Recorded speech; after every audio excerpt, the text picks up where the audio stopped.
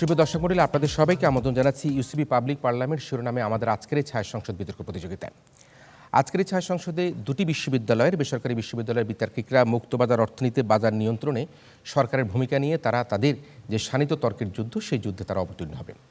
আমাদের সাথে আজকের এই ছায়া সংসদে সরকারি দল হিসেবে অংশগ্রহণ করছে ড্যাফোডিল ইন্টারন্যাশনাল ইউনিভার্সিটি এবং বিরোধী দল হিসেবে অংশগ্রহণ করছে ইউনিভার্সিটি অফ এশিয়া প্যাসিফিক। আসুন দর্শক মণ্ডলী, আমরা সর্বপ্রথমেই পরিচিত হয়ে নিই আমাদের আজকের এই ছায়া সংসদের দুটি দলের বক্তাদের সাথে। আমাদের সাথে সরকারি দল হিসেবে ড্যাফোডিল ইন্টারন্যাশনাল ইউনিভার্সিটির বক্তারা হচ্ছে মাননীয় প্রধানমন্ত্রী ও সংসদ নেতা জুবায়ের আহসান, মাননীয় ছায়ামন্ত্রী সাইনিম সাইফ রোহান এবং মাননীয় সরকার দলীয় সংসদ সদস্য অমিত সাহা। অন্যদিকে আজকের এই প্রতিযোগিতার বিরোধী দল ইউনিভার্সিটি অফ এশিয়া প্যাসিফিকের বক্তারা হলো মাননীয় বিরোধী দলীয় নেতা শাহরিয়ার ইসলাম শোভন, মাননীয় বিরোধী দলীয় উপনেতা কাজী মেহেদী হাসান জয় এবং মাননীয় বিরোধী দলীয় সংসদ সদস্য নুসরাত জামিন মনিকা। প্রিয় দর্শক, আমরা পরিচয় করিয়ে দিতে চাই আমাদের আজকের এই ছায়া সংসদে, অর্থাৎ আজকের এই বিতর্ক প্রতিযোগিতায় যে পাঁচজন সম্মানিত বিচারক বিচার কার্য সম্পাদন করবেন তাদের সাথে। আমাদের সাথে সম্মানিত বিচারক হিসেবে রয়েছেন প্রথম আলোর অর্থনৈতিক প্রতিবেদক ও সিনিয়র রিপোর্টার সাংবাদিক আরিফুর রহমান। বিচারক হিসেবে রয়েছেন দৈনিক সমকালের সহযোগী সম্পাদক সাংবাদিক সবুজ ইউনুস। আরেকজন বিচারক হচ্ছেন ইন্ডিপেন্ডেন্ট টেলিভিশনের বিজনেস ইনচার্জ সাংবাদিক উম্মান নাহার আজমি। বিচারক হিসেবে আরও রয়েছেন প্রাক্তন বিতার্কিক ও উন্নয়ন যোগাযোগ বিশেষজ্ঞ ডক্টর এস এম মোর্শেদ। সর্বশেষ বিচারক প্রফেশনাল অ্যাকাউন্টেন্ট ও এসএমসি এন্টারপ্রাইজ লিমিটেডের সিএফও আবুল বাশির খান এফসিএমএ। শুরু করছি আমাদের আজকের ছায়া সংসদ। ছায়া সংসদের শুরুতেই আমরা আমাদের আজকের এই সংসদের মাননীয় প্রধানমন্ত্রী ও সংসদ নেতা জুবায়ের আহসানকে তার প্রস্তাব উত্থাপন এবং উত্থাপিত প্রস্তাবের আলোকে বক্তব্য প্রদান করার জন্য অনুরোধ করছি। ধন্যবাদ মাননীয় স্পিকার, আমাকে এই মহান সংসদে প্রদানের সুযোগ প্রদান করার জন্য। আজকে আমাদের প্রস্তাবটি হচ্ছে মাননীয় স্পিকার, মুক্তবাজার অর্থনীতিতে আজকে এই বাজার নিয়ন্ত্রণে সরকারের ভূমিকা মূলত গৌণ। মাননীয় স্পিকার, এখানে সঙ্গত কারণে আমরা দুটি বিষয়কে সংজ্ঞায়নের আওতায় নিয়ে আসছি। প্রথমত মুক্তবাজার বলতে আমরা বোঝাচ্ছি জাতীয় ও অভ্যন্তরীণ অর্থনীতির গণ্ডি পেরিয়ে একটি বিশ্ব ব্যবস্থায় আন্তর্জাতিক আমদানি রপ্তানি বান্ধব এমন একটি ব্যবসা সিস্টেম যেখানে মূলত এই ব্যবসায়ীরা তাদের বিজনেস মাইন্ড পরিচালনার জন্য বা বিজনেসের ডিসিশনগুলো নেওয়ার জন্য স্বতন্ত্র স্বাধীন ভূমিকা পালন করে মাননীয় স্পিকার। অপরদিকে মাননীয় স্পিকার, বাজার নিয়ন্ত্রণ বলতে আমরা বোঝাচ্ছি বাজারে বিনিয়োগ, মুনাফা, মূলধন ও দ্রব্যমূল্যের দামের উপর সরাসরি সরকারি নিয়ন্ত্রণ। মাননীয় স্পিকার, এই জায়গাটিতে মাননীয় স্পিকার আমরা সঙ্গত কারণেই মনে করছি যে এই সরকারি নিয়ন্ত্রণটা মূলত বাজার নিয়ন্ত্রণে থাকে গৌণ। কেন মাননীয় স্পিকার? দেখুন, আমরা মূলত দেখিয়ে যাব যদি সরকারি নিয়ন্ত্রণ যদি এখানে মুখ্য থাকে তাহলে কোন কোন সমস্যা একটি দেশ সম্মুখীন হতে পারে। প্রথমত মাননীয় স্পিকার, দেশে বিরাজমান অর্থনৈতিক সাম্যাবস্থা বা ইকোনমিক ইকুইলিব্রিয়াম এর কারণে নষ্ট হতে পারে মাননীয় স্পিকার। দ্বিতীয় মাননীয় স্পিকার, যে সমস্যাটি হতে পারে সেটি হচ্ছে প্রতিযোগিতার বাজার কমে গিয়ে বাজারে মনোপলি সৃষ্টি হতে পারে মাননীয় স্পিকার। তৃতীয় সমস্যাটি হতে পারে মাননীয় স্পিকার, বিনিয়োগ কমে গিয়ে উন্নয়ন বাধাগ্রস্ত হতে পারে। অপরদিকে একটি রাষ্ট্রে যদি মুক্ত বাজারে সরকারের ভূমিকা থাকে গৌণ, সেখানে একটি রাষ্ট্র কি কি ফল পেতে পারে মাননীয় স্পিকার? সেখানে আমরা বলছি বিনিয়োগ বান্ধব অর্থনীতি সেখানে সৃষ্টি হবে। দ্বিতীয়ত বলছি মাননীয় স্পিকার, বাজারে ক্যাশ ফ্লোটা বাড়বে মাননীয় স্পিকার। এবং তৃতীয়ত বলছি বাজারে সরকারি ব্যবসায়ীদের মধ্যম আয়ের যারা ব্যবসায়ী তাদের সংখ্যাটা বাড়বে। ফলে মাননীয় স্পিকার, একটি দেশে আন্তর্জাতিক বাজারের সাথে সামঞ্জস্য রেখে আমাদের দেশে মাননীয় স্পিকার সেই বাজার অর্থনীতি আন্তর্জাতিক বাজারে আমাদের দেশটাও এগিয়ে যাবে মাননীয় স্পিকার। এখন মাননীয় স্পিকার, প্রথমত বলি দেশে এই বিরাজমান অর্থনৈতিক সাম্যাবস্থাটা আসলে সরকার যখন মুখ্য নিয়ন্ত্রকের ভূমিকা পালন করে তখন আসলে কেন সমস্যা দেখ মাননীয় স্পিকার? আমাদের পাশের দেশ মায়ানমারই আমরা দেখতে পাই মাননীয় স্পিকার, এইখানে যখন একটা মিলিটারি গভর্নমেন্ট এসে সেখানে বাজারটাকে নিজের নিয়ন্ত্রণ নিয়েছে, সেখানে রাতারাতি মাননীয় স্পিকার মুদ্রাস্ফীতি 2 ডিজিটে পৌঁছে গেছে স্পিকার। www. মাননীয় স্পিকার, আপনি যদি statista.com এর চিত্র দেখেন মাননীয় স্পিকার, মায়ানমারে যেখানে 2 বছর আগেও মাননীয় স্পিকার মুদ্রাস্ফীতির সংখ্যা ছিল খুবই সামান্য, সেখান থেকে হঠাৎ করে মাননীয় স্পিকার বেড়ে গেছে মাননীয় স্পিকার। আপনারা সবাই মাননীয় স্পিকার কিউবার বিপ্লবী নায়ক ফিদেল কাস্ত্রোকে জানেন মাননীয় স্পিকার। তিনি সারা বিশ্বের সাথে পাল্লা দিয়ে মাননীয় স্পিকার কিউবাকে একটি অর্থনৈতিক বাজার নিয়ন্ত্রণের মাধ্যমে সেখানে একটি অর্থনৈতিক ভালো একটা পজিশনে নিয়ে যেতে চেয়েছিলেন। আজকে কিউবার অবস্থাটা মাননীয় স্পিকার কি দাঁড়িয়েছে?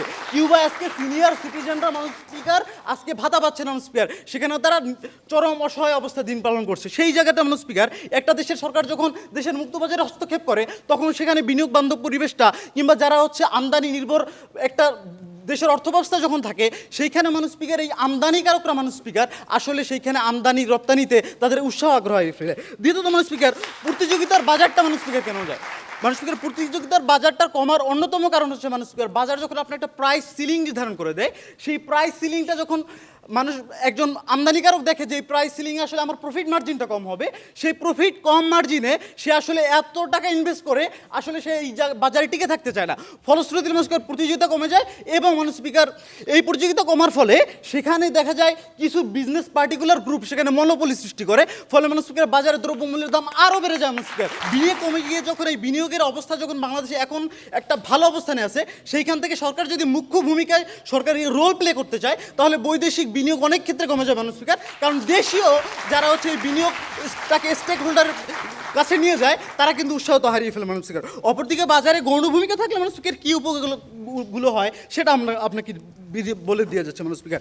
বাজারে গৌণ ভূমিকা থাকলে একটি দেশের ব্যবসায়ীরা মানুষ স্পিকার সেখানে স্বাধীনভাবে তাদের ব্যবসায়িক পলিসি এবং প্রফিট মার্জিন যখন নির্ধারণ করতে পারে তখন সেই জায়গায় কিন্তু মানুষ স্পিকার তারা একটা স্বাধীনতা ভোগ করে। ফলশ্রুতিতে মানুষ স্পিকার প্রতিযোগিতার বাজারে কোন ব্যবসায়ী কত কম মূল্যে তার প্রোডাক্টটা ছাড়তে পারে বাজারে সেটার উপর ডিপেন্ড করে কিন্তু মানুষ কম দামে প্রোডাক্টটি কিনতে পারে মানুষ স্পিকার। এখন সরকারের এই গৌণ ভূমিকা আসলে সরকার কতটুকু করতে পারে মানুষ স্পিকার? সরকার গৌণ ভূমিকা, সরকার বিভিন্ন সাবসিডি বিভিন্ন ধরনের আপনার প্রণোদনা দিতে পারে। আজকে প্রথম আলোর যদি আপনি 30 মে 2021 রিপোর্টটি দেখেন, এবারের বাজেটে আমরা সর্বোচ্চ সংখ্যক প্রণোদনা এবং ভর্তুকি দিচ্ছি এবং সেটা দিচ্ছি সর্বোচ্চ সংখ্যক কৃষি খাতে। এই ভর্তুকির ফলে মানুষ স্পিকার আমরা দেশজ পণ্যের সবচেয়ে মানুষ স্পিকার যেই জায়গাটা সেখানে দামগুলো কমিয়ে আনার চেষ্টা করছি মানুষ স্পিকার। আপনারা জানেন আপনাদের স্বল্প রিসোর্সে আমাদের দেশে চীনের মতো পতিত জমি নেই, রাশিয়ার মতো হাজার হাজার হেক্টর জমি নেই, সেখানে আমরা যেহেতু ধান নির্ভর আমাদের চাল নির্ভর অর্থনীতি, সেইখানে মানুষ স্পিকার আমরা যখন এই জায়গাটিতে দাঁড়িয়ে অন্য কোনো উৎপাদনের দিকে নজর দেব তখন আমাদের কিন্তু মূল যেই আমাদের প্রধান খাদ্য ভাত সেখানে কিন্তু উৎপাদনের ভাটা পড়বে, ফলে হয়তো আপনি পেঁয়াজের দামটা কমাতে পারবেন কিন্তু পরবর্তী চালের দামটা বেড়ে যাবে মানুষ স্পিকার। সুতরাং আমাদের দেশের জিডিপি, ইকোনমিক ডেভেলপমেন্ট গোল এবং অন্যান্য সকল ক্ষেত্রে মানুষ স্পিকার সরকার যখন গৌণ ভূমিকা পালন করবে তখন সেই ভূমিকাটি হবে পারফেক্ট একটা ভূমিকা মানুষ স্পিকার। সুতরাং আমরা চাচ্ছি আমাদের প্রস্তাবটি সংসদে পাশ হোক। ধন্যবাদ মানুষ স্পিকার, ধন্যবাদ সবাই। এবারে বক্তব্য শুনবো মাননীয় বিরোধী দলীয় নেতা শাহরিয়ার ইসলাম শোভনের কাছ থেকে তার বক্তব্য। মাননীয় স্পিকার, বিজ্ঞ বিচারক মণ্ডলী, উপস্থিত সকলকে আসসালামু আলাইকুম। মাননীয় স্পিকার, সরকার দলের প্রধানমন্ত্রী যে ধরনের প্রস্তাবটি উত্থাপন করেছেন প্রস্তাবটি ছিল এরকম: মুক্তবাজার অর্থনীতিতে বাজার নিয়ন্ত্রণে সরকারের ভূমিকা গৌণ। মাননীয় স্পিকার, তিনি একটি কথা বলেছিলেন। প্রথম কথা ছিল বাজার নিয়ন্ত্রণের ক্ষেত্রে তিনি আসলে মুনাফার একটি চক্রকে কেন্দ্র করে তিনি আসলে সংজ্ঞানটা করেছিলেন। বাস্তবিক অর্থে এই একটি বিষয় বা দুইটি বিষয়ের উপরে যথেষ্ট ছিল না বাজার নিয়ন্ত্রণকে কেন্দ্র করার জন্য। অর্থাৎ আপনি যদি বাজারকে কেন্দ্র করতে চান, অর্থাৎ বাজারকে যদি আপনি নিয়ন্ত্রণ করতে চান, আপনাকে কতগুলো প্রভাবকের উপরে ভিত্তি করে বাজারটা নিয়ন্ত্রণ করতে হবে। প্রেক্ষাপটটা ব্যাখ্যা করছি। দেখুন, যখন আপনি কোনো বাজার নিয়ন্ত্রণের কথা বলবেন, অর্থাৎ মুক্তবাজার অর্থনীতি একটা বড় একটা ধরনের উপরে ভিত্তি করে, যেখানে একটা নিয়ামক হিসেবে কাজ করে বাজার নিয়ন্ত্রণ। এখন আপনি যখন বাজারকে নিয়ন্ত্রণ করতে চাইবেন তখন আপনাকে কয়েকটা কেন্দ্র বা কয়েকটা প্রভাবকের উপরে ভিত্তি করে আপনাকে বুঝতে হবে বাজারটা সত্যিকার অর্থে নিয়ন্ত্রণ করা যাবে কি যাবে না। দেশে বা বাইরে এমন কোনো ধরনের রাষ্ট্র নেই যেখানে বাজারটা সবসময় স্থিতিশীল থাকে এবং বাজারটা সবসময় অস্থিতিশীল থাকে। আসুন দেখা যাচ্ছে বিরোধী দলের বিরোধিতার জায়গাটা স্পষ্ট করে যাচ্ছি। প্রভাবকগুলো কি কি? প্রথমত, পণ্যের দাম নিয়ন্ত্রণের জায়গায় সরকার একটা ভূমিকা পালন করবে, এটা 1 নম্বর প্রভাবক। 2 নম্বর প্রভাবকটা হলো মজুত নিয়ন্ত্রণ এবং পণ্যের যে গুণগত মানটা রয়েছে সেটি নিশ্চিতকরণ। তৃতীয়ত, গ্রাহক পর্যায়ে আমরা যে ন্যায্য মূল্য নিশ্চিত করব সেই বিষয়ে কথা হবে। উৎপাদক পর্যায়ে ন্যায্য মূল্য নিশ্চিত করতে হবে এবং গ্রাহক পর্যায়ে যে আমাদের ন্যায্য মূল্য যে নিশ্চিতকরণের ব্যাপার সেটি আমাদের রক্ষা করতে হবে। বাজার ব্যবস্থা জবাবদিহিতা রক্ষা করতে হবে এবং যেটা আমাদের সরকার দলের প্রধানমন্ত্রী বলার চেষ্টা করেছিলেন সেটি হলো আন্তর্জাতিক এবং অভ্যন্তরীণ যে বাজারের সাথে যে দামের যে একটা সামঞ্জস্যতা সেটি রক্ষা করতে হবে। এখন দেখার বিষয় এই 6টি বিষয় হলে আদৌ কি বাজারটা নিয়ন্ত্রণ করা সম্ভব হবে কি হবে না। সরকার দলের প্রধানমন্ত্রী একটি কথায় চলে আসি, তার অনেক ধরনের একটা চিন্তা ভাবনার মধ্যে ছিল বিজনেস গ্রুপের মধ্যে যে হস্তক্ষেপ করার যে প্রবণতা, এখানে তাদের একটা মূল একটা চেতনা হিসেবে কাজ করে। তবে প্রশ্ন হলো একটাই, মাননীয় স্পিকার, ধরে নেন বেসরকারি প্রতিষ্ঠান 4টি রয়েছে, 4টি বেসরকারি প্রতিষ্ঠান কোকাকোলা উৎপন্ন করছেন, যেখানে ধরে নেওয়া যায় 20 টাকা বা 25 টাকা করে আমরা এই ধরনের বিজনেস গ্রুপগুলো তাদের প্রোডাক্টগুলো মার্কেটে দিবেন। কিন্তু প্রশ্ন হলো এইখানের ক্ষমতাটা আদৌ আপনার আমার হাতে আসবে কি না। অর্থাৎ এই যে পণ্যটা আমরা নিব সেই পণ্যর যে আসলে দ্রব্যমূল্য যে নিশ্চিত করার যে বিষয়টা সেটা আসলে সরকারের হাত ছাড়া অন্যকে হস্তক্ষেপ করতে পারবে না। প্রথমত। দ্বিতীয় কথা আসে মাননীয় স্পিকার, প্রতিযোগিতার যে বাজার যে ব্যাহত হচ্ছে, কেন হচ্ছে?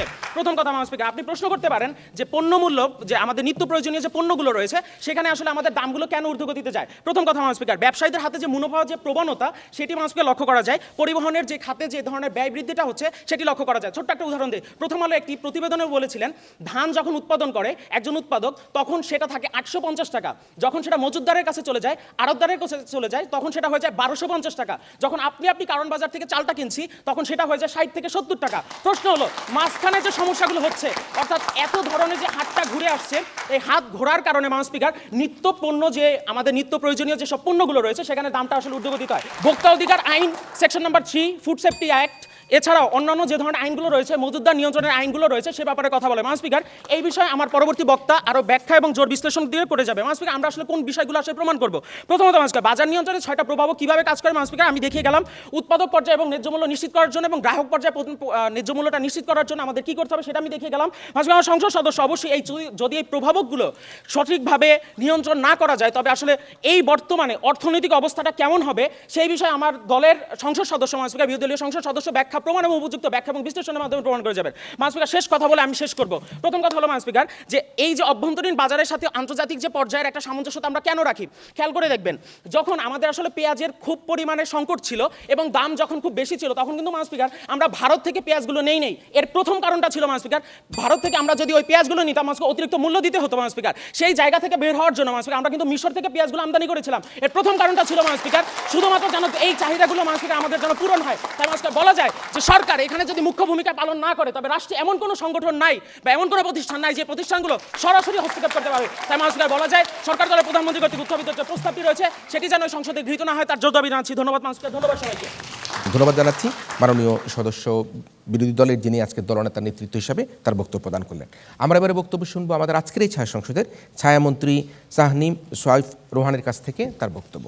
মাননীয় স্পিকার, মাননীয় বিরোধী দলীয় নেতার বক্তব্য শুনলাম। মাননীয় স্পিকার, এখানে দুটি বিষয়ে তিনি খুব ভালো মতো তালগোল পাকিয়ে ফেলেছেন। মাননীয় স্পিকার, বিষয় দুটি হচ্ছে কি, একটি হচ্ছে বাজারের অনিয়ম নিয়ন্ত্রণ, আরেকটি হচ্ছে বাজার নিয়ন্ত্রণ। মাননীয় স্পিকার, তিনি এতক্ষণ জানিয়ে কথা বলেছেন সেগুলো হচ্ছে বাজারের অনিয়ম নিয়ন্ত্রণের কথা বলেছেন, তিনি বাজার নিয়ন্ত্রণের কোনো ব্যাখ্যা দেননি। মাননীয় স্পিকার, আজকে মাননীয় স্পিকার আমাদের পয়েন্টটি হচ্ছে কোন জায়গায়? মাননীয় স্পিকার, আমরা বলতে যাচ্ছি মুক্ত বাজার অর্থনীতিতে বাজার নিয়ন্ত্রণে সরকার গৌণ ভূমিকা পালন করে এবং কেন ভূমিকা পালন করে সেটাই আজকে আপনাকে দেখিয়ে যাব।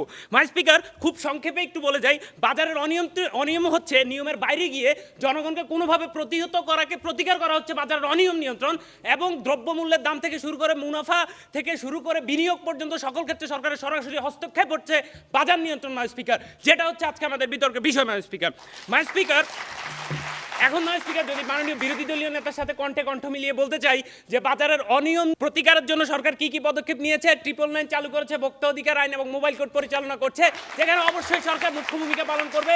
তবে মাননীয় স্পিকার, সরকার বাজারের অনিয়ম নিয়ন্ত্রণে মুখ্য ভূমিকা পালন করলেও বাজার নিয়ন্ত্রণে কখনোই মুখ্য ভূমিকা পালন করতে পারে না। মাননীয় স্পিকার, মাননীয় স্পিকার, আমরা রপ্তানি খাতে প্রতি বছর পাচ্ছি 41.53%, আমদানিতে হচ্ছে 68.13%, যার রেমিটেন্সে হচ্ছে 14.98%, যেটি আমাদের জিডিপির হার। মাননীয় স্পিকার, মাননীয় স্পিকার, এবার আমি যদি জিডিপি নিয়ে কথা বলি, প্রথমে আসি মাননীয় স্পিকার আমদানি খাতে। মাননীয় স্পিকার, আমরা প্রথমত যে পণ্যগুলো আমদানি করি সেখানে আমাদের বার্ষিক 6.7 থেকে 1.5 বিলিয়ন ডলার পর্যন্ত আমরা বিদেশ থেকে আমদানি করছি। মাননীয় স্পিকার, যেখানে আমাদের ভ্যাটের হার 8 থেকে 15%।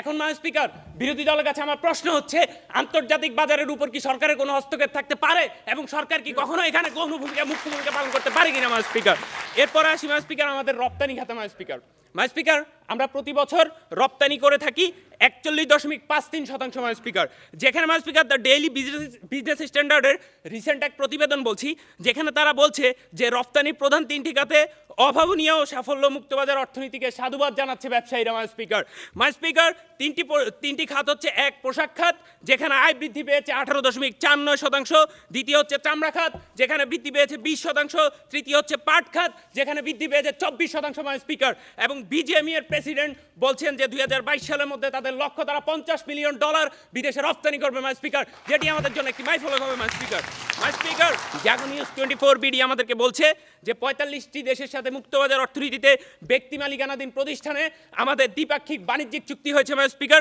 যেখানে আমাদের আয় প্রতি বছর 32 থেকে 45% বৃদ্ধি পেতে পারে। মাননীয় স্পিকার, তাহলে মাননীয় স্পিকার, আমার জিডিপি যে 3টি খাতের উপর নির্ভর করছে মাননীয় স্পিকার, সেই 3টি খাতের মধ্যে আমদানি এবং রপ্তানি হচ্ছে সিংহভাগ। মাননীয় স্পিকার, যার পুরোপুরি আমরা আন্তর্জাতিক বাজারের উপর নির্ভর করতে হচ্ছে। মাননীয় স্পিকার, ঠিক এই মুহূর্তে মাননীয় স্পিকার, শেষ মুহূর্তে বলতে চাই যে আমার রপ্তানির যে আমার জিডিপির যে সর্বশেষ অংশ সেটি হচ্ছে রেমিটেন্স। মাননীয় স্পিকার, 14.98% আসে এখান থেকে। এবং মাননীয় স্পিকার, সর্বশেষ একটি কথা বলে শেষ করছি। মাননীয় স্পিকার, মাননীয় স্পিকার, আমার সংবিধানের 39তম অনুচ্ছেদে রাইট অফ অকাপশনের কথা বলা হচ্ছে। মাননীয় স্পিকার, যেটি হচ্ছে মৌলিক অধিকার। মাননীয় স্পিকার, এখন মাননীয় স্পিকার, আমার দেশে কে বিনিয়োগ করবে এবং মুনাফা পাবে সেখানে যদি সরকার হস্তক্ষেপ করে মাননীয় স্পিকার, সেটি অবশ্যই আমার সংবিধান বহির্ভূত কাজ। মাননীয় স্পিকার, তাই মাননীয় স্পিকার, আমি বলছি যে আজকের সংসদে জনগণের বৃহৎ স্বার্থ বিবেচনায় মাননীয় স্পিকার, মুক্তবাজারে যে গৌণ ভূমিকা রয়েছে সেটি অবশ্যই গৌণ ভূমিকা এবং জনগণের বৃহৎ স্বার্থ বিবেচনায় সকলের সাথে তাল মিলিয়ে মাননীয় প্রধানমন্ত্রীর প্রস্তাবকে সমর্থন করছি এবং বলছি যে অর্থনীতি সচল থাক,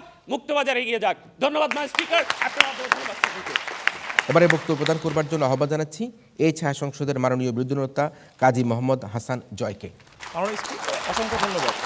আজকের সংসদে যে প্রস্তাবটি উত্থাপিত হয়েছে সেটি হচ্ছে মুক্তবাজার অর্থনীতিতে বাজার নিয়ন্ত্রণে সরকারের ভূমিকা গৌণ। সরকারি দলের বক্তব্য শুনে আমার মনে হচ্ছে তারা মুক্তবাজার অর্থনীতি এবং বাজার নিয়ন্ত্রণ দুটো বিষয়কে এক করে ফেলেছেন। আমরা কখনই বিরোধী দল থেকে মুক্তবাজারের বিরুদ্ধে কোনো কথা বলিনি। আমরা বলেছি একটি দেশের অর্থনীতিকে যদি আপনি সমৃদ্ধ করতে চান সেক্ষেত্রে আপনার বিদেশি বিনিয়োগ দরকার। বিদেশি বিনিয়োগের পাশাপাশি আপনার দেশীয় যে অভ্যন্তরীণ বাণিজ্যের যে ক্ষেত্রগুলো রয়েছে সেগুলোকেও উন্নতির দিকে নিয়ে যেতে হবে। ঠিক এইভাবে মুক্তবাজারটি কাজ করবে। পাশাপাশি যখন মুক্তবাজার একটি দেশের অর্থনৈতিক পরিস্থিতি বিরাজ করে সেই দেশের বাজারটি আসলে কেমন হয় এই ব্যাপারটি সরকারি দলের প্রথম দুজন বক্তা এখন পর্যন্ত স্পষ্ট করতে পারেননি। আমাদের থেকে বলা হয়েছে আপনি যখন নিজস্ব পণ্য বাইরে রপ্তানি করেন ঠিক একইভাবে যে সকল পণ্য আপনার দেশে আসলে অপ্রতুল বা যেগুলো উৎপাদিত হয় না, যেগুলো আপনার নিত্য প্রয়োজনীয় পণ্য, সেগুলো আপনি আমদানিও করেন। এখন এই দুটোর মধ্যে একটা সামঞ্জস্য দরকার। সামঞ্জস্যটা কেমন? যখন আপনি বৈদেশিক পণ্য আমদানি করেন, যেই পণ্যটি কোনো একটি কোম্পানি আমদানি করে সেই পণ্যটির বাজার মূল্য কেমন হবে? ধরুন আজকে বাংলাদেশে যেই কোম্পানিগুলো গাড়ি আমদানি করছে তারা আসলে দাম নির্ধারণ করে কিভাবে, এবং আমাদের সরকার সেই গাড়ির পিছনে ট্যাক্সটি আসলে কিভাবে নির্ধারণ করে? কারণটি হচ্ছে যে সকল নিত্য প্রয়োজনীয় দ্রব্য রয়েছে এবং যেগুলো বিলাসবহুল দ্রব্য রয়েছে তার মাঝে একটি আসলে আমাদের একটি তফাৎ রয়েছে। এই তফাৎগুলোকে আমরা যখন ভাগ করি বা আসলে সরকার যখন এই নিয়ে কাজ করে তখন তারা নির্ধারণ করে যে সকল আসলে মানুষের নিত্য প্রয়োজনীয় দ্রব্য সেগুলো যাতে দ্রব্যমূল্য কমে যায় এবং কোনো পক্ষ যাতে এই মূল্যটি বাড়াতে না পারে। এইটা হচ্ছে বাজার নিয়ন্ত্রণের জায়গা। আপনি আন্তর্জাতিক বাজার এবং দেশীয় অভ্যন্তরীণ বাজারের মধ্যে একটা সামঞ্জস্য বজায় রাখেন। মাননীয় মন্ত্রী একটি প্রশ্ন করেছেন যে আসলে আমরা আন্তর্জাতিক বাজারের সাথে কিভাবে তাল মেলাই। একটি উদাহরণ হচ্ছে আমাদের সম্প্রতি দেশে ডিজেলের দাম বেড়েছে, কিন্তু পুরো বিশ্ববাজারে যখন ডিজেলের প্রতি ব্যারেল ডিজেলের দাম যখন $100 উপরে ছিল তখন আমরা বাংলাদেশে 65 টাকা লিটার ডিজেল কিনতে পেরেছি। সরকার যে ভর্তুকিটি দিয়েছে সেটা কেন দিয়েছে? সরকার মনে করে দেশের অর্থনীতিকে যদি আপনি সমৃদ্ধির দিকে নিতে চান এবং অর্থনীতিকে যদি আপনি চলমান রাখতে চান তাহলে এই বর্ধমান যে ডিজেলের মূল্য সেটি আপনি রাখতে পারেন না, বরঞ্চ আপনি দেশে এই যে ভর্তুকিটি দেওয়ার মাধ্যমে ডিজেলের মূল্যটি আপনি নির্ধারণ করেছেন। বর্তমানে তারা বলতে পারেন ডিজেলের মূল্য তো বেড়ে গেছে, কিন্তু আপনি একটু লক্ষ্য করুন আমাদের পাশের দেশ ভারতেও 100 রুপির উপরে প্রতি লিটার ডিজেল বিক্রি হয়। আমাদের দেশে কি সেই পরিমাণ টাকা কি নেওয়া হয় না। ব্যাপারটি হচ্ছে সরকার এই সকল ক্ষেত্রে আপনার ভর্তুকিটি প্রদান করে এবং ভর্তুকিটি প্রদান করার মাধ্যমে বাজারটিকে নিয়ন্ত্রণ করে। আমরা হচ্ছে মজুদ নিয়ন্ত্রণ আইন 1953 সালের কথা বলেছি, যে আইনটিতে বলা হয় একটি পণ্য একটি নির্দিষ্ট সময় পর্যন্ত আপনি মজুত করতে পারবেন, এর বেশি সময় যখন আপনি মজুত করে রাখবেন তখন সেই পণ্যটি আপনি বাজারে ছাড়লে সেটি হচ্ছে ভোক্তা অধিকার আইনকে লঙ্ঘন করা হয়। সরকারের কাজটি হচ্ছে যারা যেটিকে অনিয়ম বলে চালিয়ে দেওয়ার চেষ্টা করছে সেটি অনিয়ম না, এটি আসলে বাজার নিয়ন্ত্রণ। যে একজন মানুষ যখন তিনি সর্বোচ্চ মূল্য দিয়ে একটি পণ্য বাজার থেকে কিনেন সেই মূল্যটা সর্বোচ্চ মূল্যমান তিনি আসলে পাচ্ছেন কিনা এটি নিয়ন্ত্রণ করা, এটি রেগুলেট করা বাজার নিয়ন্ত্রণের একটি বড় নিয়ামক, যেটি সরকার করে থাকে, যেটি কোনো বেসরকারি প্রতিষ্ঠান করতে পারে না। বেসরকারি প্রতিষ্ঠানগুলো আসলে কি করতে পারে? ইচ্ছামতো দাম নির্ধারণ করতে পারে। যখন বেসরকারি প্রতিষ্ঠানগুলো প্রতিযোগিতার বাজারে ইচ্ছামতো কোনো পণ্যের দাম নির্ধারণ করে তখন জনগণ সেই পণ্যটি কিনতে পারে না। আপনি যদি চিন্তা করে দেখেন বেসরকারি খুচরা বাজারে আসলে 1 কেজি চালের দাম কত, 1 কেজি আটার দাম কত, তখন টিসিবির মতো প্রতিষ্ঠান, সরকারি প্রতিষ্ঠানগুলো এগুলো হচ্ছে রাস্তায় ট্রাক সেল করে। এইভাবে আমরা বলতে পারি আসলে সরকার যে বাজার নিয়ন্ত্রণ করে সেটি আসলে মুখ্য ভূমিকা পালন করে। ধন্যবাদ মানুষকে, ধন্যবাদ সবাইকে। আমরা এবারে বক্তব্য শুনবো আমাদের আজকের এই ছায়া সংসদের মাননীয় সদস্য সরকারি দলের অমিত শাহর কাছ থেকে। তার ধন্যবাদ মাননীয় স্পিকার এই মহান সংসদে আমাকে ফ্লোর প্রদান করার জন্য। মাননীয় স্পিকার, আজকের আমরা যখন এই বিতর্কটি করছি তখন আমাদের সরাসরিভাবে বিরোধী দলের কাছে কয়েকটা প্রশ্ন থাকে। ধরুন আপনি সরকার হিসেবে আপনি চান মুখ্য ভূমিকা পালন করতে, কিন্তু আপনার সরকারের ভেতর করাপশনটা অনেক বেশি। আপনি মনে করেন আপনার ভেতরের ইন্টারনাল যেই সিস্টেমগুলো আছে যেটা কিনা আপনার দেশের জনসাধারণকে নিয়ন্ত্রণ করে কিংবা আপনার মতে বাজারকে নিয়ন্ত্রণ করে, সেই সিস্টেমটাই ঠিক নাই। তখন আপনি কিভাবে ভালো করে ব্যবসা বান্ধব একটা দেশ তৈরি করবেন? প্রথম প্রশ্ন এটা। তারা আমাদেরকে ভারতের উদাহরণ দিল যে ভারতের চাইতে আমরা পেট্রোল খুব কম দামে কিনতেছি। তারা বর্তমান অবস্থা জানেই না। ভারতে পাঞ্জাবে যে হাজার হাজার কৃষক সুইসাইড করতেছে কিংবা দিন দিন না খেয়ে মারা যাচ্ছে, এর পেছনে দায়ী কারা? এর পেছনে টাটা দায়ী, এর পেছনে বিড়লা দায়ী। কারণ ভারতীয় গভর্নমেন্ট যখন বড় বড় কর্পোরেশনকে অনেক বেশি পরিমাণে লেভারেজ দেওয়ার চেষ্টা করে তখন সে দেশের সাধারণ মানুষরা খাবার খাইতে পারে না। প্রবলেমটা কি? প্রবলেমটা হচ্ছে আপনার গভর্নমেন্ট সিস্টেমেরই যদি ইন্টারনালি প্রবলেম থাকে তখন আপনি এইখানে ডেভেলপমেন্টের চিন্তাই করতে পারবেন না। মাননীয় স্পিকার, এখন আমরা তাহলে চিন্তা করি যে যদি আমরা এই কর্পোরেশনগুলোর সাথে একটা সাম্য অবস্থায় আসি, যেখানে গভর্নমেন্ট পলিসিতে রেগুলেশনের কাজটা তো করবে, কিন্তু সে মুখ্য ভূমিকা থাকবে না। কি কি সুবিধা হয়? সুবিধা হচ্ছে এই, যখন কাতার আপনার শ্রমিকদের উপর ভ্যাটের পরিমাণ বাড়ায় দেয় এবং তার কারণে আপনার হুন্ডির পরিমাণ বেড়ে যেতে থাকে, তখন বাংলাদেশ সরকার বলে আমরা আপনাদেরকে ওই ভ্যাটের পরিমাণটা কমায় দিব, আমরা আপনাদেরকে 2% ভর্তুকি দিব। এইটা দিলে কি হয়? এইটা দিলে ওই হুন্ডির মাধ্যমে টাকা দেশে আসার সম্ভাবনা কমে যায়, অর্থাৎ লিগাল ওয়েতে আপনি তখন কাজটা করতে পারেন। এতে সুবিধা কি? আপনার কাছে ডেটা থাকে, আপনি সেখানে একটা টাকা পেতে পারেন এবং জনগণ আপনাকে সমর্থন করে। মাননীয় স্পিকার, দ্বিতীয় যে জায়গাটা নিয়ে আমরা কথা বলতে চাই সেটা কি, বাজার নিয়ন্ত্রণে এইটা আসলে মুক্তবাজার অর্থনীতি কিভাবে কাজ করে? আপনার প্রোডাক্টের ডিমান্ড অ্যান্ড সাপ্লাই নিয়ে কাজ করে। অর্থাৎ আপনি যখন বাংলাদেশে বসে আছেন, আপনার দেশে তো এত শীত পড়ে না যে আপনি এস্কিমোদের পোশাক পরবেন, কিন্তু তবু আপনি তৈরি করেন যেন সেই জামাটা যে অ্যান্টার্কটিকাতে কিংবা গ্রিনল্যান্ডে থাকা কোনো শীতের দেশের মানুষ ব্যবহার করতে পারে। এর কারণটা হচ্ছে ওইটার একটা ডিমান্ড ওই দেশে ছিল। যেই মুহূর্তে আপনি এই ধরনের ট্যারিফ বেস ইম্পোজ করা শুরু করবেন, তখন সেই সকল দেশে আপনার দেশে কোনো পণ্য আসা শুরু করলে তার উপর ইম্পোজ করবে, কারণ এই সকল বাণিজ্যিক চুক্তি দুই দেশের মধ্যে সম্পর্কের উপর বেস করা হয়, যার কারণে আমরা দেখতে পারি তখন আপনার ব্যবসাটা সেখানে বুম করবে। লাস্টলি যে কথাটা বলতে চাই, আপনি ইন্টারনালি নিজের পলিটিক্স তো ভালো করতে চাচ্ছেন, নিজের অর্থনীতি ভালো করতে চাচ্ছেন, চায়নার কাছ থেকে শিখেন। উবারের মতো একটা বড় জায়ান্ট কোম্পানি চায়না থেকে মুখ থুবড়ে পড়লো, কারণ কি? কারণ গভর্নমেন্ট ওখানে চাইনিজ একটা কি বলে প্যারালাল একটা কোম্পানি, দেশীয় অর্থনীতির কোম্পানি তৈরিতে তারা সাহায্য করছে। তারা কিন্তু উবারকে কোনো রেগুলেশনে বাধা দেয় নাই। উবার নিজের ব্যবসা ঠিকই করছে, কিন্তু ফেয়ার মার্কেটে উবার তাদের সাথে ব্যবসা করে টিকতে পারে না এবং পরে উবার নিজেদেরকে চায়নাতে বিক্রি করে চলে আসতে বাধ্য হয়েছে। তার মানে আপনি যদি ব্যবসা করতে চান, ব্যবসার জায়গা থেকে চিন্তা করেন। যখন আপনি ব্যবসার জায়গা থেকে চিন্তা করবেন, তখন আপনার দেশের জন্য লাভ হবে, জনগণের জন্য ভালো হবে, কারণ তারা একটা বেটার অ্যানালাইসিস দিতে পারবে কার প্রোডাক্টটা ভালো। দিন শেষে আমরা ভালো জিনিসটা চাই। মাননীয় স্পিকার, ধন্যবাদ। মাননীয় স্পিকার, ধন্যবাদ সকলকে। ধন্যবাদ জানাচ্ছি মাননীয় সদস্য বিরোধী দলে, তাকে তার বক্তব্য প্রদান করবার জন্য। এবার আমরা আহ্বান জানাচ্ছি আমাদের আজকের এই ছায়া সংসদের মাননীয় বিরোধী দলের সদস্য নুসরাত জেমিন মনিকাকে তার বক্তব্য প্রদান করবেন। মাননীয় স্পিকার, মেধা পাচার হওয়া, অসমর্থ সরকার, এইটা কি আজকের বিতর্কের বিষয় ছিল? বাংলাদেশের দোকান খোলা রেখে আপনি কোথাও যেতে পারেন না। চুরি কি সরকার করে না আপনি আমি করি? এই প্রশ্ন রেখে গেলাম। ধন্যবাদ মাননীয় স্পিকার। আজকের বিতর্কের বিষয় মুক্তবাজার অর্থনীতিতে বাজার নিয়ন্ত্রণে সরকারের ভূমিকা কতটুকু? মাননীয় স্পিকার, এই জায়গা থেকে সরে মুক্তবাজার অর্থনীতিতে যদি সরকার এসে কোনো ভূমিকা পালন করে, সুবিধা হবে না অসুবিধা হবে, এটা নিয়ে তো বিতর্কের বিষয় না। আজকের বিতর্কের বিষয় হচ্ছে যদি বাজারটা নিয়ন্ত্রণ হয়, সেক্ষেত্রে সরকার কতটুকু ভূমিকা পালন করতে পারে। আমার দলের দুজন বক্তা এটা প্রমাণ করে দিতে সক্ষম হয়েছেন। যদি আজকে বাংলাদেশ সরকার বাজার নিয়ন্ত্রণে কোনো ভূমিকা রাখে, তাহলে শুধুমাত্র মুখ্য ভূমিকা রাখতে পারবে। মাননীয় স্পিকার, বাজার নিয়ন্ত্রণ বলতে শুধুমাত্র দরদাম নির্ধারণ করে দেওয়াকে বলছি না। বাজার নিয়ন্ত্রণের আরও প্রভাবক আছে। পণ্যের দাম তদারকি, মজুতদার নিয়ন্ত্রণ, গ্রাহক উৎপাদন পর্যায়ে ন্যায্য মূল্য নিশ্চিতকরণ, মধ্যস্বত্বভোগী, এগুলো নিয়ন্ত্রক সরকার ছাড়া মাননীয় স্পিকার কে করবে? প্রশ্ন রেখে গেলাম। তারা বলছেন 999 করেছে, ভোক্তা অধিকার করেছে, এগুলা করে সরকার অনিয়মকে নিয়ন্ত্রণ করেছে। অনিয়ম যখন নিয়ন্ত্রিত হবে, তখন তো অটোমেটিকলি বাজারটা নিয়ন্ত্রণ হয়ে যাবে। নিজের প্রশ্নের উত্তর নিজেই দিয়ে গেছে। মাননীয় স্পিকার, লক্ষ্য করে দেখুন, মুক্ত বাজার অর্থনীতির থিওরিতে বিশ্বের কোনো দেশই মুক্ত বাজারকে অবাধে চলতে দেয়নি। মুক্ত বাজার অর্থনীতিতে ঘাটতি পর্যালোচনা করে তাতে যোগান দেওয়ার জন্য সরকার পরিচালনার মাধ্যমে তারা হস্তক্ষেপ করেছে। মাননীয় স্পিকার, তারা বিভিন্ন দেশের কথা বলেছেন। চায়নার সরকার মুদ্রাস্ফীতি বাড়িয়ে মুদ্রার দাম কমার ফলে চায়নার পণ্য বাইরের ক্রেতাদের কাছে যায় এবং তাদের বাজার নিয়ন্ত্রণ হয়। এর ফলে কি দেখলাম? চায়নার মুক্ত বাজারে সরকারের ভূমিকা ছিল বলে কিন্তু বাজারটা নিয়ন্ত্রণ হয়েছে। মাননীয় স্পিকার, ভ্যাট, অভ্যন্তরীণ পণ্যের উপর যদি সরকার বাজেট দিয়ে 20% ভ্যাট দেয়, তখন ওই পণ্যটা ক্রেতাদের কাছে অবশ্যই বেশি দামে আসে। তবে সরকার যদি বাজেটে 10% বা 5% করে দেয়, তখন সেই পণ্যটা আমরা কম দামে পাবো না। তাহলে এই বাজেটের কাজটা নিয়ন্ত্রণ করছে কে?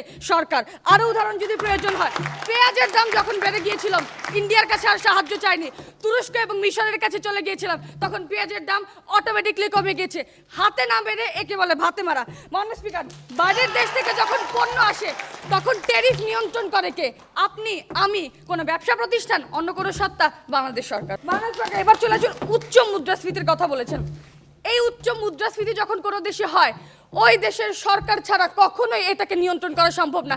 আপনারা গৌণর কথা বলে গিয়েছেন, তবে যদি সরকার গৌণ হয়, মুখ্য ভূমিকাটাকে পালন করে গিয়েছেন, এর উত্তর দিয়ে যাবেন। মাননীয় স্পিকার, আন্তর্জাতিক বাজারের বিশাল কথা বলেছে। আন্তর্জাতিক বাজারের সাথে সামঞ্জস্য রেখে আপনার দেশে ওই দামটা কে নির্ধারণ করবে? আপনি, আমি, না সরকার? মাননীয় স্পিকার, বিতর্কের এই জায়গায় এসে আমাদের দলীয় অবস্থানটা আমি আজকে যদি বলতে চাই, মাননীয় স্পিকার, আজকে ছায়া সংসদে উত্থাপিত বিষয়টি ছিল মুক্তবাজার অর্থনীতিতে বাজার নিয়ন্ত্রণে সরকারের ভূমিকা কতটুকু। আমার দলের বিরোধী দলীয় নেতাটা প্রমাণ করে যেতে সক্ষম হচ্ছে বাজার নিয়ন্ত্রণে শুধুমাত্র দাম ফিক্স করাকেই বোঝে না, আরও প্রভাবকগুলো। আমার দলের দ্বিতীয় বক্তা তথ্য উপাত্ত দিয়ে এটা বুঝে গিয়েছে যে বাজার নিয়ন্ত্রণে কিভাবে সরকার মুখ্য ভূমিকা পালন করে। তার দলের সংসদ সদস্য বলছে বাংলাদেশ সরকার দুর্নীতি কিভাবে ঠিক করবে। এই দুর্নীতি যতক্ষণ পর্যন্ত ঠিক হবে না ততক্ষণ পর্যন্ত তো আমি দেশে নিয়ন্ত্রণ করতে পারবো না। ধরে নেই দুর্নীতি ঠিক হয়ে গেল, তারপর তো সরকার পারবে। তাহলে ভূমিকাটা কার বেশি? সরকারেরই।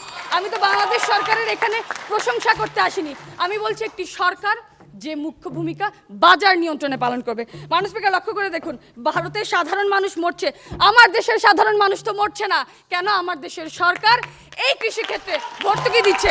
নিউজিল্যান্ডের মতো দেশ, এত ইমপ্রুভড একটা দেশ, সেই দেশের সরকারও 0.98% এগ্রিকালচারে তারা ভর্তুকি দিয়েছে। সর্বোপরি মাননীয় স্পিকার, আজকে বিতর্কে এই জায়গায় এসে বলতে চাই, আজকের ছায়া সংসদে উত্থাপিত মোশনটি যেন আজকের সংসদে গৃহীত না হয় তার জোর দাবি জানাচ্ছি। ধন্যবাদ মাননীয় স্পিকার, ধন্যবাদ সকলকে। আমরা ধন্যবাদ জানাচ্ছি আমাদের দুই দলের তিনজন 6জন বক্তাকে তাদের বক্তব্যের জন্য। একটু যুক্তি খণ্ডন পর্বে দুই দলনেতার বক্তব্যটা শুনে নিতে চাই এবং সে কারণেই সর্বপ্রথমে আহ্বান করছি যুক্তি খণ্ডন পর্বে মাননীয় বিরোধী দলীয় নেতা শাহরিয়ার ইসলাম শোভনকে এই পর্যায়ে তার বক্তব্য প্রদান করবার জন্য। স্পিকার, আপনাকে অসংখ্য ধন্যবাদ আবার সুযোগ দেওয়ার জন্য। স্পিকার, আগে সর্বপ্রথম সরকার দলের প্রধানমন্ত্রী যে প্রস্তাবটি উত্থাপন করেছেন, প্রস্তাবের দিকে একটু তাকাই। প্রস্তাবটি ছিল এরকম: মুক্তবাজার অর্থনীতিতে বাজারটা আমাকে নিয়ন্ত্রণ করতে হবে, অর্থাৎ বাজার নিয়ন্ত্রণে সরকারের ভূমিকাটা গৌণ কিনা। মাননীয় স্পিকার, খুব আশা নিয়ে বসেছিলাম যে সরকার দলের প্রধানমন্ত্রী হয়তো বা এসে এরকম বলবেন সরকারের ভূমিকাটা রয়েছে কিন্তু খুব একটা বেশি নাই। যে কথাটা মাননীয় স্পিকার এই সংসদ সদস্য আমাদের এর মাধ্যমে আসে, অর্থাৎ বাকি যে দুইজন বক্তা এই ধরনের যে কথা বলবে, অর্থাৎ বাজারটা নিয়ন্ত্রণ করার জন্য তাদের যে কোন ধরনের ধরনগুলো রয়েছে, সেই ধরনগুলো নিয়ে যে ধরনের প্রকল্পগুলোর কথা বা যে ধরনের প্রভাবকগুলোর কথা রয়েছে, সেই প্রভাবকগুলো যথেষ্ট ছিল না। পরের কথা আসি মাননীয় স্পিকার, বিরোধী দল সরকার দলের থেকে কোন কোন জায়গাগুলো এগিয়ে থাকবে? মাননীয় স্পিকার, 5টি জায়গায় এগিয়ে থাকবে। প্রথমত মাননীয় স্পিকার, আমাদের প্রেক্ষাপট ছিল, বিরোধিতার জায়গা স্পষ্ট ছিল, প্যারামিটার ছিল, এবং মাননীয় স্পিকার তথ্য বহুল এবং যুক্তি এবং সংগঠন এবং উপস্থাপন এবং তথ্যবহুলের কারণে মাননীয় স্পিকার বিরোধী দল আজকে সরকার দলের থেকে এগিয়ে থাকবে। প্রথমত মাননীয় স্পিকার আসি, তারা একটা প্রশ্ন করেছিলেন যে আন্তর্জাতিক পর্যায়ের সাথে আমরা আসলে এই যে দামের যে নির্ধারণের যে বিষয়টা, সেই দামের নির্ধারণের বিষয়টা আমরা কিভাবে রক্ষা করবো। তাদের জ্ঞাতার্থে ছোট্ট একটা কথা বলি, দাম নিয়ন্ত্রণ শুধুমাত্র বাজার নিয়ন্ত্রণের মূল ভূমিকা পালন করে না। আবার বলি, বাজার নিয়ন্ত্রণে দাম নিয়ন্ত্রণ একটা উপায় মাত্র, এর বাইরেও আরো 6টা কারণ থাকবে, যে 6টা কারণ যদি এবং 6টা প্রভাবককে যদি আপনি কাজ না করেন কখনোই বাজার নিয়ন্ত্রণ করা সম্ভব হবে না। দ্বিতীয় কথায় আসি, এই যে আমদানি করতেছি আমরা, এই যে আমদানি হবে কি হবে না, এই আমদানি করার জন্য যে কূটনৈতিক যে ধরনের সম্পর্কগুলো রক্ষা করা হয়, সেই রক্ষাগুলোকে আপনারা বেসরকারি প্রতিষ্ঠান করছেন নাকি সরকার করতেছে? দ্বিতীয় কথায় আসি, আপনারা একটা উদাহরণ দিয়েছিলেন যে খুব আবেগ নিয়েই বলতে হয় যে বাংলাদেশ আসলে কৃষিপ্রধান দেশ। আপনারা বললেন, খুব আপনি আবেগ নিয়ে বললেন যে ভারতে পাঞ্জাবে আত্মহত্যা করে। আসলে বাংলাদেশ আত্মহত্যা করতে হয় না। এর কারণটা হলো, আমার সংসদ সদস্য খুব জোরালো একটা বক্তব্য দিয়ে গিয়েছিলেন, যে কারণটা ছিল এখানে যে আমাদের ওই সব পণ্যগুলোর উপর, অর্থাৎ ডিজেলের উপরে, তেলের উপরে, এগুলোর উপরে আমরা আসলে অনেক বেশি ভর্তুকি দেই এবং এখানে সারের উপরে দেওয়ার কারণে আসলে আমাদেরকে না খেতে পেয়ে মরতে হয় না। দ্বিতীয় কথা আসি মাননীয় স্পিকার, সরকার দলের প্রধানমন্ত্রী যে ধরনের প্রেক্ষাপট বিশ্লেষণ করে গিয়েছিলেন, তাতে মাননীয় স্পিকার সরকারের বাইরে আসলে কাদের ভূমিকা থাকবে কি থাকবে না এই ব্যাপারে জোরালো কোনো বক্তব্য ছিল না। দ্বিতীয় কথা মাননীয় স্পিকার, বিরোধী দল এই সব জায়গা থেকে শতগুণ এগিয়ে থাকবে। প্রথমত মাননীয় স্পিকার, প্রেক্ষাপট ব্যাখ্যা বিশ্লেষণ ছিল, তথ্য উপাত্ত, এবং মাননীয় স্পিকার সর্বোপরি আমরা এমন কিছু আইন এবং এমন কিছু পলিসি নিয়ে কথা বলেছি যে পলিসিগুলো মাননীয় স্পিকার যদি বাজার নিয়ন্ত্রণের ক্ষেত্রে না করে সরকার, অন্য কোনো প্রতিষ্ঠান কিংবা অন্য কেউ এই জায়গা হস্তক্ষেপ করতে পারবে না। দ্বিতীয় কথা মাননীয় স্পিকার, সংসদ সদস্য বলেছিলেন পলিসির ক্ষেত্রে শুধুমাত্র সরকার কাজগুলো করবে। প্রশ্নটা হলো মাননীয় স্পিকার, বাজারে যে অনিয়মটা হচ্ছে, এই অনিয়মটা আপনি যদি নিয়ন্ত্রণ না করেন, বাজারটা আসলে আপনি কিভাবে নিয়ন্ত্রণ করবেন? তাই মাননীয় স্পিকার, এই জায়গায় সরকার ছাড়া অন্য কেউ থাকবে না। তৃতীয় কথা, সর্বশেষ মাননীয় স্পিকার, বিরোধী দলের জায়গা থেকে সরকারি দলের যে ধরনের কথাগুলো বলেছিলেন, প্রথম কথা, সরকারের ভূমিকা ছিল, তাদের মতে সরকারের ভূমিকা ছিল গৌণ এবং বাকিদের ছিল মুখ্য। প্রশ্নটা এখানে মাননীয় স্পিকার, বাকি কারা এবং কোন ধরনের পলিসিগুলো মেনটেন করে এই কাজগুলো করবে, যা ছিল অস্পষ্ট। মাননীয় স্পিকার, সর্বোপরি সবশেষে এক কথাই বলতে চাই মাননীয় স্পিকার, আমাদের প্রেক্ষাপট, যুক্তি, তর্ক এবং ব্যাখ্যা এবং বিশ্লেষণ উপাত্ত সবকিছুর উপরে ভিত্তি করে 6টি জায়গায় মাননীয় স্পিকার বিরোধী দল তাদের স্পষ্টতা প্রমাণ করে যাচ্ছে। তাই মাননীয় স্পিকার বলতে চাই, সরকার দলীয় প্রধানমন্ত্রী কর্তৃক উত্থাপিত যে প্রস্তাবটি, অর্থাৎ মুক্তবাজার অর্থনীতিতে বাজার নিয়ন্ত্রণ সরকারের ভূমিকা গৌণ, এই প্রস্তাবটি যেন এই সংসদে গৃহীত না হয় তার জোর দাবি জানাচ্ছি। ধন্যবাদ মাননীয় স্পিকার, ধন্যবাদ সবাইকে। ধন্যবাদ ছায়া সংসদের মাননীয় বিরোধী দলীয় নেতাকে যুক্তি খণ্ডন পর্বে তার বক্তব্য প্রদান করবার জন্য। এবারে সর্বশেষ ওয়াইন্ড আপ সেশনে বক্তব্য প্রদান করবার জন্য আহ্বান করছি মাননীয় সংসদ নেতা তথা প্রধানমন্ত্রী জোবায়ের আহসানকে। ধন্যবাদ মাননীয় স্পিকার আমাকে এই মহান সংসদের পুনরায় যুক্ত খণ্ডন পর্বে সুযোগ প্রদান করার জন্য। মাননীয় স্পিকার, মূলত আজকে সরকার দলের এক চর্বিত চর্বণ শুনতে শুনতে যে সরকার সাবসিডি দেবে, ভর্তুকি দেবে। মাননীয় স্পিকার, প্রথমেই আমরা প্রথম আলো রেফারেন্স টেনে বলেছিলাম যে আমরা ইতিমধ্যেই ভর্তুকি দিচ্ছি। আমরা ইতিমধ্যেই ভর্তুকি দেওয়ার পরে কেন চালের দাম 70 টাকা হয়ে যাচ্ছে, কারণটা আপনাকে বুঝতে হবে। মনে করুন মাননীয় স্পিকার, যুক্তরাষ্ট্র আজকে ইরানের উপরে খুব ক্ষেপে গিয়ে তার তেলের উপরে ব্যান আরোপ করে দিল। ওই ব্যান আরোপটা করার কারণে সারা বিশ্বে তেলের বাজার বেড়ে গেল। তেলের বাজার বেড়ে গেলে যখন বাংলাদেশে আপনি বগুড়া থেকে ধানের চাতাল থেকে ধানটা চাল করে এই ঢাকাতে আনছেন, তখন এই তেলের প্রাইসটা বাড়ার কারণে পরিবহন খাত বাড়ছে, ফলে ম্যানুফ্যাকচারিং এবং প্রোডাকশন কস্ট বাড়ছে। সেই কারণে মানুষ স্পিকার দামটা বাড়ছে। তার মানে এই দামের জন্য কি আমি দেই? দামের জন্য মার্কেটটা হচ্ছে ইন্টারন্যাশনাল মার্কেট এবং যুক্তরাষ্ট্রের পলিসি। সেই যুক্তরাষ্ট্রের পলিসিতে সরকার কিভাবে মুখ্য ভূমিকা পালন করতে পারে মানুষ স্পিকার? এই মূল জায়গাটা থেকে মানুষ স্পিকার তারা সরে গিয়েছে মানুষ স্পিকার। এখন মানুষ স্পিকার আসি আমরা মানুষ স্পিকার, আমরা মূলত আমরা ফোকাসটা করেছিলাম মানুষ স্পিকার। সেখানে আমরা বলেছিলাম যে সরকার যদি মুখ্য ভূমিকা পালন করে, বিভিন্ন দেশের উদাহরণ দিয়ে গেলেছিলাম, কেনিয়া, মুগাবে এবং হচ্ছে ভেনেজুয়েলা এবং চীনের প্রথমে মার্শদিংয়ের প্রথম পদক্ষেপগুলো, যে তারা কেন ব্যর্থ হয়েছিল মানুষ স্পিকার। কারণ মুক্তবাজার অর্থনীতি এই ট্রেন্ডটা ফলো করে না যে আপনার সরকার কি চায় কি চায় না। মুক্তবাজার অর্থনীতিতে আমদানি রপ্তানি প্রত্যেকটা দেশ ইন্টার রিলেটেড মানুষ স্পিকার। তারা বারবার বলেছেন পেঁয়াজ ভারত থেকে নেয়নি, না মানুষ স্পিকার, পেঁয়াজ ভারত থেকে নেওয়া হয়নি, ভারত পেঁয়াজ বন্ধ করে দিয়েছিল রপ্তানি। ভারত যেহেতু বন্ধ করে দিয়েছিল, তাই বাংলাদেশে পেঁয়াজের দাম হুর হুর করে বেড়ে গেছে মানুষ স্পিকার। আজকে বাংলাদেশের সরকার কি করতে পারছে? আমরা তো ইতিমধ্যেই মানুষ স্পিকার ভ্রাম্যমাণ আদালত দিয়েছি, ভোক্তা অধিকার দিয়েছি মানুষ স্পিকার। এত কিছু সত্ত্বেও মানুষ স্পিকার আপনার কেন এখন টমেটোর দাম 140 টাকা হয়ে যাচ্ছে, কিংবা কেন আপনার তেলের দাম 100 থেকে 180 টাকা হয়ে যাচ্ছে মানুষ স্পিকার? কারণ এই জায়গায় সরকার চাইলেও ইন্টারভেন করতে পারে না মানুষ স্পিকার। আমাদের সাবেক বাণিজ্য মন্ত্রী আছেন মানুষ স্পিকার, তিনি জানেন কূটনীতিক সম্পর্কগুলোতে আন্তর্জাতিক ক্ষেত্রে কত ডিফিকাল্টিজ মোকাবেলা করতে হয় মানুষ স্পিকার।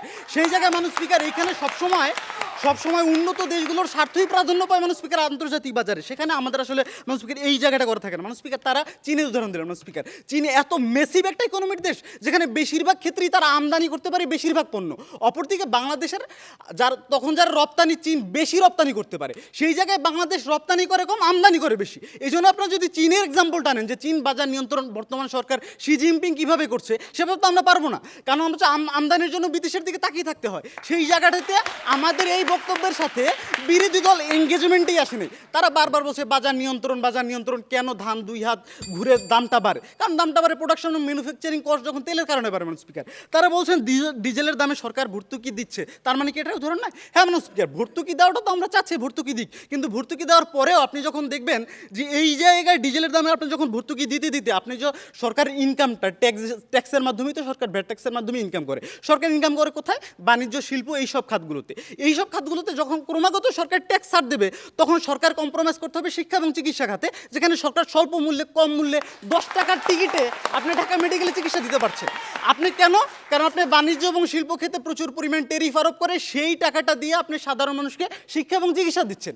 আপনি যদি সেখানেই আপনাদেরকে প্রচুর পরিমাণ ভর্তুকি দিতে বলেন, ট্যাক্স রেমিট করতে বলেন, তাইলে পরে আমার কিন্তু হচ্ছে শিক্ষা এবং চিকিৎসা খাতে সরকার যে প্রচুর টাকাটা ইনভেস্ট করে সেটা পারবে না। সুতরাং সরকার চাইলেও কিন্তু এই বিদেশি আমদানি প্রোডাক্ট বা অন্য যেই সব লাক্সারি প্রোডাক্ট, সেইখানে মানুষকে এই হস্তক্ষেপ করতে পারে না। সুতরাং এই পুরো বিষয়টা নির্ভর করতে হচ্ছে মানুষ আন্তর্জাতিক বাজারের উপরে।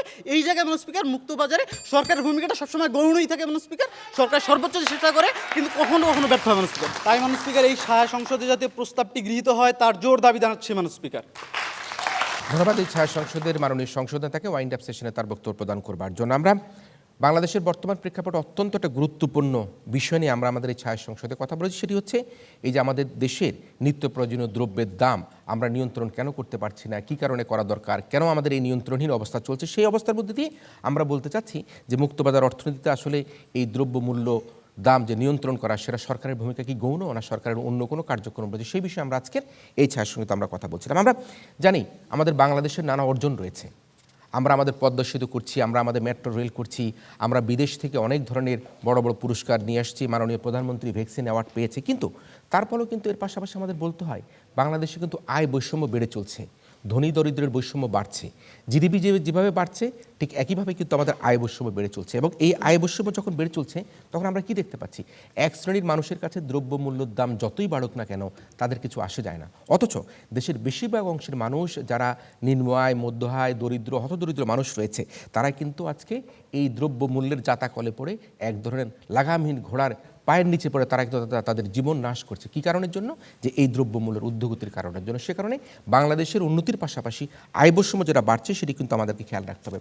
আমরা প্রতিদিন আজকে যারা শিক্ষার্থীরা রয়েছে, শিক্ষকরা রয়েছেন, মাননীয় প্রধানমন্ত্রী রয়েছেন, আমরা প্রতিদিন যদি রাস্তা দিয়ে যাই আমরা টিসিবির যে ট্রাক দেখতে পাই যেখানে ন্যায্য মূল্য পণ্য বিক্রি করা হয়, সেই ট্রাকের পিছনের যে মানুষের সারি দেখলে আমরা কিন্তু বুঝতে পারি যে মানুষ কতখানি অসহায় হয়ে পড়ছে, মানুষ কতখানি দ্রব্যমূল্য নিয়ন্ত্রণ হওয়ার কারণের জন্য আজকে রৌদ্রের মধ্যে বৃষ্টির মধ্যে দাঁড়িয়ে আজকে টিসিবি সেই পণ্য ন্যায্য মূল্যে কিনবার চেষ্টা করছে।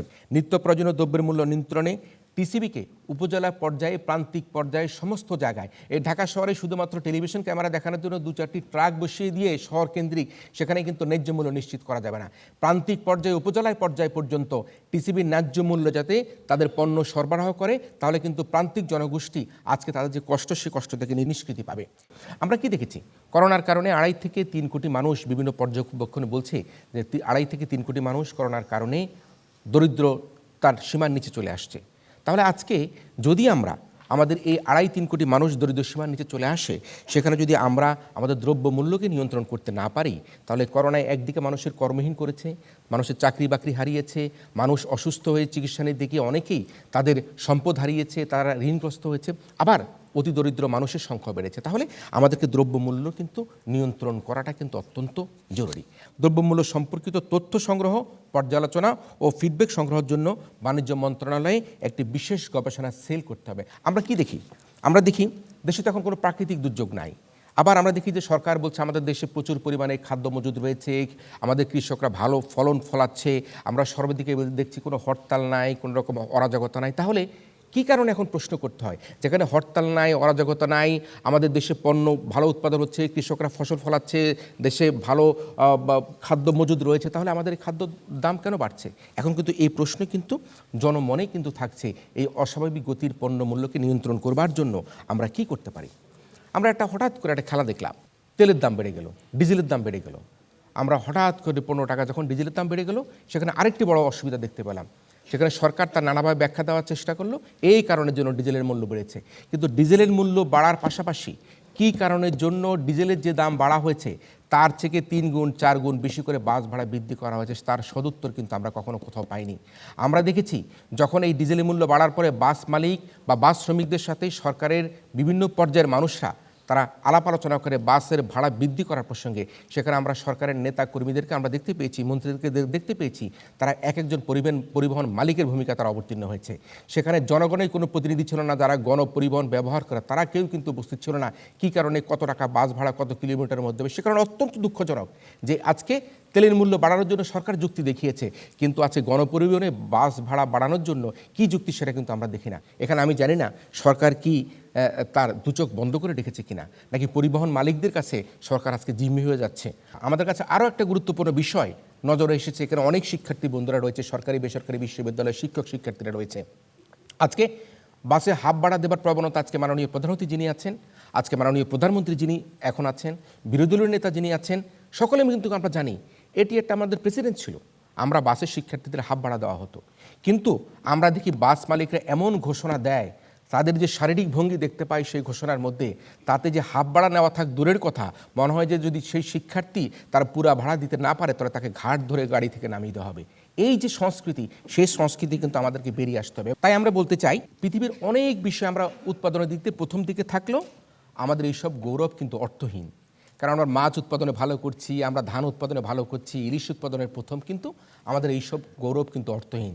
কারণ এই যে ভালো করার ফলাফল কিন্তু আমরা জনগণকে দিতে পারি না। আমরা কিছুদিন আগে কী দেখেছি, সয়াবিন তেলের দাম 110 টাকা থেকে 115 টাকা, সেই সয়াবিন তেল 150 থেকে 160 টাকায় বিক্রি হচ্ছে। কী কারণে বিক্রি হচ্ছে সেটা জানি না, সরকার এবং যারা সংশ্লিষ্ট ব্যক্তিরা রয়েছেন তারা বলতে পারবেন। আমাদের সাপ্লাই চেইনকে নিশ্চিত করতে হবে, নিরাপদ বাজারজাত আমাদেরকে করতে হবে। আমরা সড়ক পথে পরিবহনের চাঁদাবাজির কথা বলতে চাই। গণমাধ্যমের বন্ধুরা এখানে আছেন, তারা ক্যামেরায় ওত পেতে বসে থাকেন। সড়ক পথে চাঁদাবাজি করবার জন্য এক শ্রেণীর সড়ক মালিক, পরিবহন এই যারা এই যে কর্মচারী কর্মকর্তারা রয়েছেন, তারা সমিতির নামে সারা দেশের মধ্যে রাস্তাঘাটে তারা সড়কে চাঁদা আদায় করছে এবং তার পাশাপাশি আমি বলতে চাই অত্যন্ত দুঃখের সাথে সেখানে কিন্তু পুলিশের কিছু অসাধু ব্যক্তিরাও কিন্তু রাস্তায় এরকম সড়কে চাঁদা আদায় করবার জন্য কিন্তু এই পণ্য পরিবহন খরচ বেড়ে যাচ্ছে, দ্রব্যমূল্য বেড়ে যাচ্ছে। তাই আমরা বলতে চাই সড়কের চাঁদাবাজি আমাদেরকে বন্ধ করতে হবে, অতিরিক্ত ভাড়া আদায় যাতে করা না হয় সেদিকে আমাদেরকে খেয়াল রাখতে হবে। এখন আমাদের প্রশ্ন হচ্ছে এসব কেন? আমাদের ব্যবসায়ীদের কি অতিলোভ, না দেশে সুশাসনের ঘাটতি রয়েছে?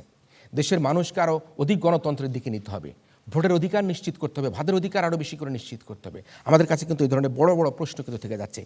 আমি আমার বক্তব্য শেষ করলাম, কিন্তু আজকে আমাদের সাথে এমন একজন নির্মোহ ব্যক্তি উপস্থিত রয়েছেন যিনি জনবন্ধু, যিনি পল্লীবন্ধু হোসাইন মোহাম্মদ এরশাদের সুযোগ্য ভ্রাতা, গোলাম মোহাম্মদ কাদের এমপি, সাবেক বাণিজ্য মন্ত্রী, বিরোধী দলীয় উপনেতা, জাতীয় পার্টির চেয়ারম্যান, তিনি আজকে আমাদের সাথে রয়েছেন। আমি এই পর্যায়ে আহ্বান করছি আমাদের আজকের এই অনুষ্ঠানের সম্মানিত প্রধান অতিথি জনবন্ধু গোলাম মোহাম্মদ কাদের এমপিকে প্রধান অতিথি হিসাবে তার বক্তব্য প্রদান করবেন। দ্রব্যমূল্য আমাদের অর্থনীতির ভাষায় বা অর্থনীতির নিয়ম অনুযায়ী ডিম্যান্ড অ্যান্ড সাপ্লাই, চাহিদা এবং সরবরাহের উপর নির্ভর করে। ডিম্যান্ডের চেয়ে যদি সাপ্লাই আমরা বেশি বাজারে দিয়ে ফেলি কোনো কারণে, তাহলে সেই মূল্যটা কমে যাবে। কমে গিয়ে যেটা হবে সেটা হবে আর্টিফিশিয়াল একটি দাম, যেটা কিছুদিন পরে যারা সাপ্লায়ার তারা লস করতে থাকবে এবং তারা সাপ্লাই কমিয়ে দেবে, ফলে ওই মূল্যটা স্থিতিশীল থাকবে না। কাজেই এটা হলো, এই কথাগুলি আমি বলছি মুক্ত বাজার অর্থনীতির প্রেক্ষাপটে। এটার জন্য প্রয়োজন হলো বাজারটাকে মুক্ত রাখতে হবে, মানে ডিম্যান্ড এবং সাপ্লাই আনইন্টারাপ্টেডভাবে আসতে হবে। টু মেনি সাপ্লায়ার্স হতে হবে, টু মেনি আপনার পারচেজার্স হতে হবে, তাহলে মুক্তবাজার অর্থনীতি হলো। সেই কারণে সরকারের ভূমিকাটা কি? সরকারের ভূমিকা হলো এই জিনিসটিকে যাতে মুক্তবাজার থাকে তার জন্য সমস্ত ব্যবস্থা নেওয়া। সবচেয়ে বড় কথা হলো আমরা যেটা দেখতে চাই সেটা হলো যেমন কাস্টমাররা, যেটা ক্রেতা, তারা যেমন কোনো কারণে বঞ্চিত না হন, আবার যারা সেলার ব্যবসায়ী তারাও যেন কোনো কারণে কোনো লস না করেন। কারণ এটা বুঝতে হবে যে যারা মার্কেটে সেল করতে আসছেন তারা কিন্তু একটা প্রফেশন, এবং এটা একটা নোবেল প্রফেশন। মানুষকে জিনিসপত্র সাপ্লাই দিচ্ছেন তাদের দরকার মতো। এই প্রফেশনটাকে যদি আমরা বাঁচিয়ে না রাখি তাহলে মার্কেট কোনোদিন স্টেবল হবে না এবং মানুষের চাহিদার সময় সঠিকভাবে জিনিসপত্র পাবে না। আমাদের দেশে টিসিবির একটা রোল, এটা নিয়ে অনেক ভুল ধারণা আছে।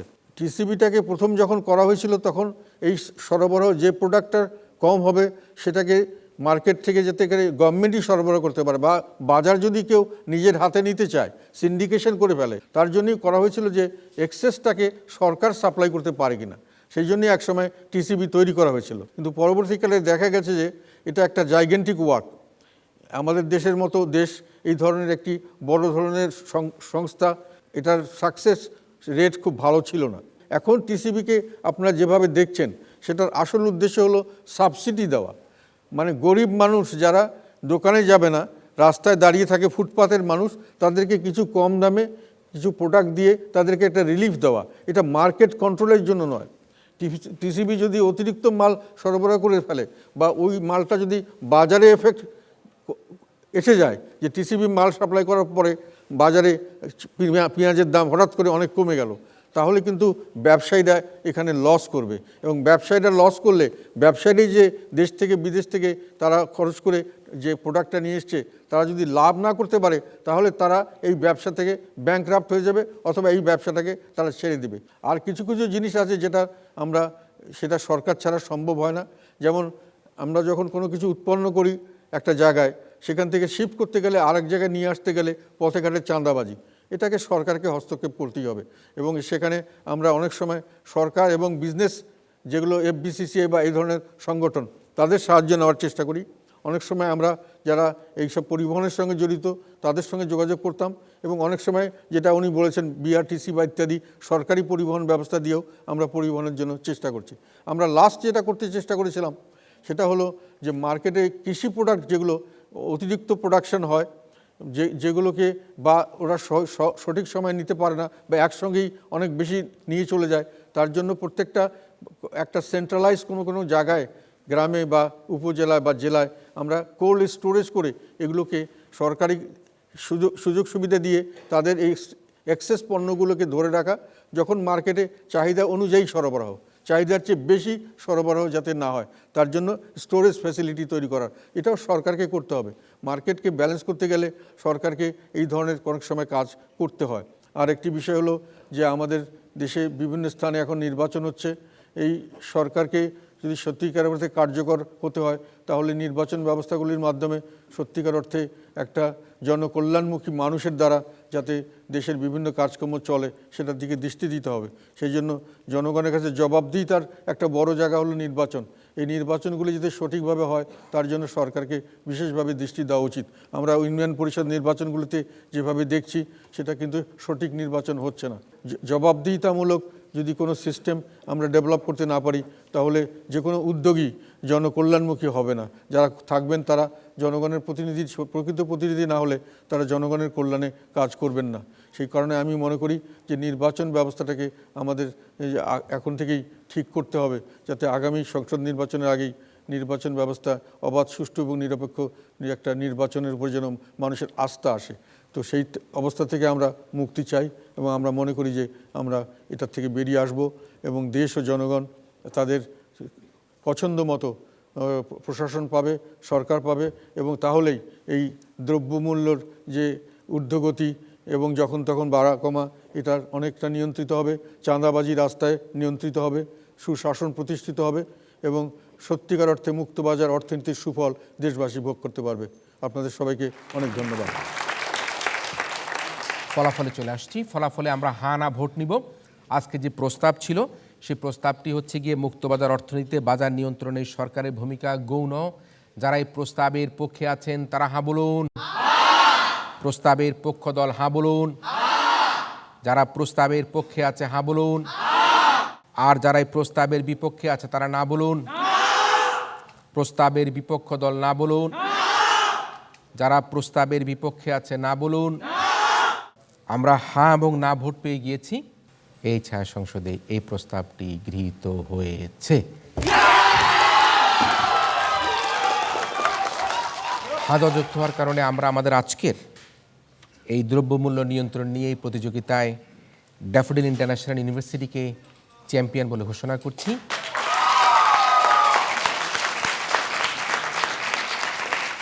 সুপ্রিয় দর্শক মণ্ডলী, আপনারা যারা এতক্ষণ দেশে বিদেশে ইউসিবি পাবলিক পার্লামেন্ট শিরোনামে আমাদের আজকের ছায়া সংসদ দেখলেন, আপনাদের সবাইকে আমাদের আগামী অনুষ্ঠান, আগামী প্রতিযোগিতা দেখার আমন্ত্রণের মধ্যে দিয়ে আজকের মতো এই ছায়া সংসদ এখানেই শেষ করছি।